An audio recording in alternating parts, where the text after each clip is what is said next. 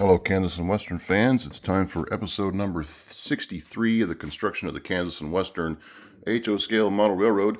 And for the last 2 weeks, I was tasked with working on nothing in here. So let's go out to my extra room here, I guess, where I've been working on the diorama for the last 2 weeks. All right, here so we have the diorama out in my little family room, I guess, where I have some room to work on it.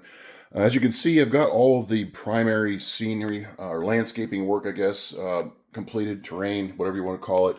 I went ahead and finished, or roughed out, I guess you might say, this area where the actual cars are going to be laying on the ground, just because I needed some kind of a base to work with.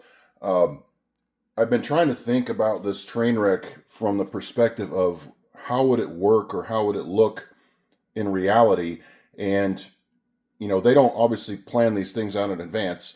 And so, you know, when a car derails and falls on the ground, it has an impact on the ground that exists already. So I was having a difficult time trying to figure it from the ground up. And so I decided it'd be easier just to go from the car down. So what I did, and it's going to be hard to tell with everything painted, was on this side of the track, I went with a little bit steeper embankment, which will give me room to add more material that I can affect with the car as it slides down the embankment into the river. On this side, it's a little bit more of a gentle embankment, something that might be more appropriate. And this side, you can see it's a lot more severe, which is not very realistic. It's almost rounded over to a 90-degree drop there. So that's going to give me more room to add material that the car, as it slides down, will impact. And I decided I'm going to just use an actual car to make an impact into joint compound so you can see how it slides down in and gouges out the ground. So that's kind of what I decided to do. I'm not really seeing a lot of other people working on train derailment dioramas. I'm just kind of making this up as I go along. But anyway, I got kind of all the work done around the bridge, which looks a lot better.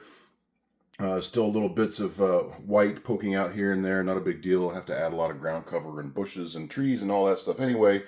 But at least this is a little bit more presentable than it was when I took it to the meet a couple weeks ago when there was still exposed pink foam and things like that. So unless this wins the poll again between now and the Wichita train show in February, probably won't work on this until 2 weeks prior to that show again. So at least this is a little bit more presentable condition. And you can see where the rail obviously has been messed up from a derailment. So if this is as far as I get for a while, it's a little bit easier to understand what I'm trying to accomplish. Anyway, that being said, I'm going to, and what it's ready for though is all the rails have been weathered.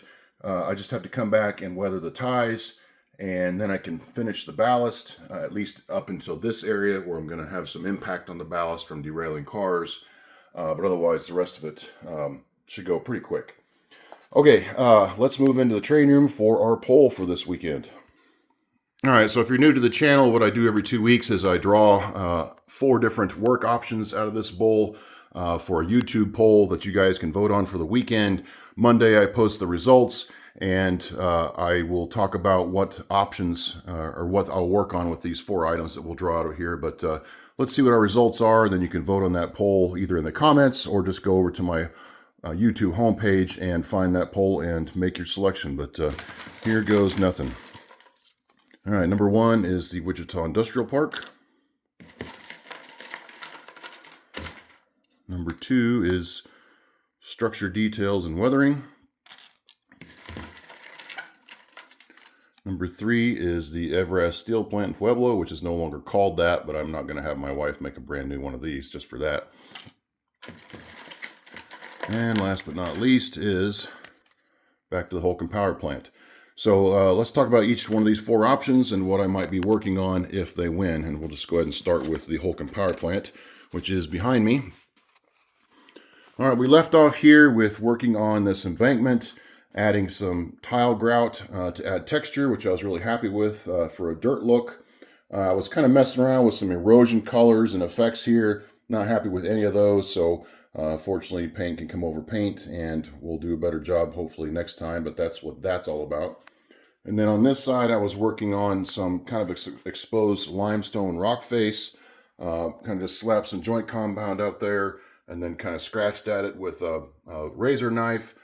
Just trying to create, kind of a rock cut that was made here for the tracks for the main line right away. So I'll probably still definitely work on that.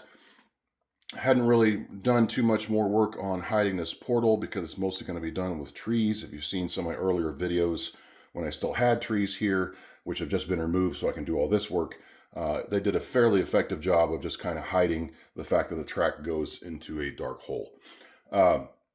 Beyond that, we came up with a pretty good plan for how we're going to do all the groundwork here in the plant, adding a gravel road through the plant here, a parking lot in there. We've got an idea for power lines leading from the plant to the substation to the transmission towers. We will be adding those lines last as if we were pouring water because obviously they'll be in the way of doing any other work. But still have a plan nonetheless. So I'm happy with that. And then just a lot of terrain work to kind of blend all this in. You can kind of see the profile of the helix roof coming up here that I want to hide so it's not so obvious. But we're going to add a lot of vegetation and things of that nature also to help hide that transition from that coal pile to the field there. We're going to hide all that with trees, but all kinds of different things. Lighting, I was working on lighting in here. I got a good start on that. So more work to be done there. And grass. I started adding grass, didn't do a very good job on my first run, but we can try that again and keep working on that. So lots of different options, most of which are terrain based, but that's the Holcomb Power Plant plan.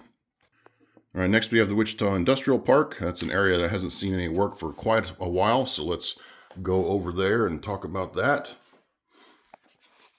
Now, the Wichita Industrial Park pretty much spans this entire wall, starting over here at Cargill, moving past. We're not going to include the engine terminal here for the BNSF yard. We'll kind of bypass that. But everything along the wall is part of the Wichita Industrial Park. Here we've got Advent Mills. We've got Clean Harbors Refining Facility, All Metal Recycling, and the Star Lumber Distribution. So a lot of structure work yet to do. I still haven't quite figured out everything I'm going to do here for the metal recycling plant.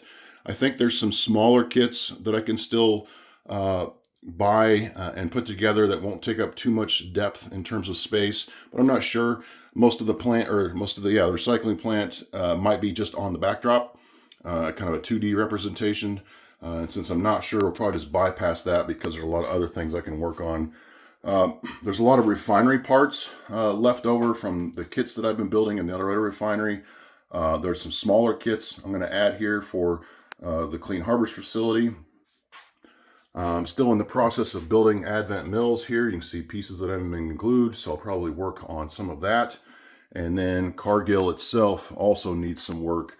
Still needs some tops to the silos, top to this grain elevator, windows, things of that nature. So, and also overspray done on all the track, so we can start getting that weathered.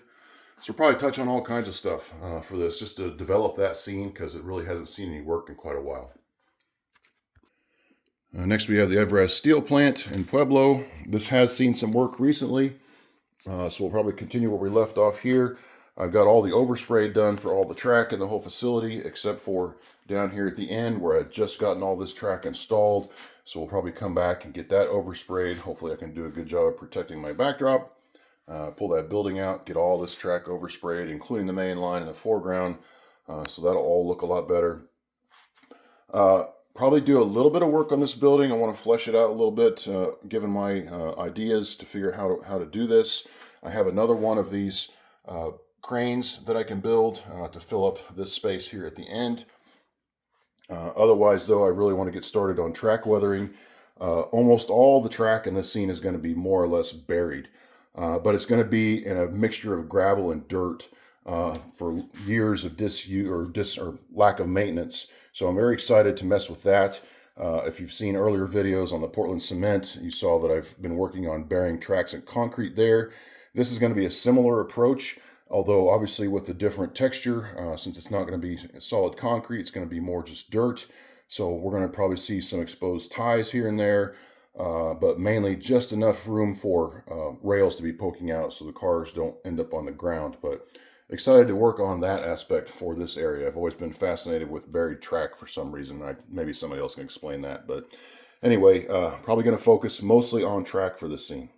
And finally, we have structure details and weathering.